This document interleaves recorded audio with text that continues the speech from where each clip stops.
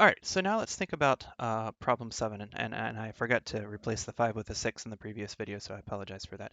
But now we're working on problem 7, and I'm not going to work this one all the way through, but I'm going to get to the point where hopefully you have the intuition about what the result is. Spoiler alert, it's actually exactly the same as number 6, but let's make sure that we can convince ourselves that that's the case. And in order to do that, I'm going to go ahead and draw these things as references. So for number 7, all types are reference types. So what that means is that all of these things are really just at this point pointers to the actual data.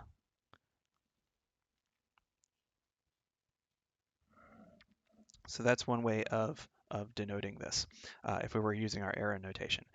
So what that means is that when we start going into the function, we have these reference types, and we are passing the reference types by value, which means that this is now going to be a reference to the same array that M is, and then X is going to be a reference to, and this is again why the arrows get a little messy, but B is going to be a reference to the same value that X is, and then C is going, how do I do this? This is going to be a reference to the same value that Y is.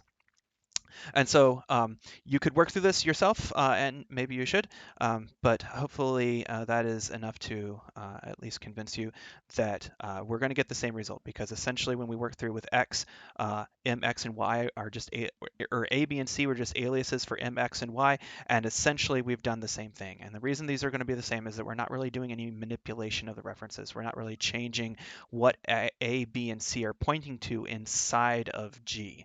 If we were doing that, we might get a different result than in 6.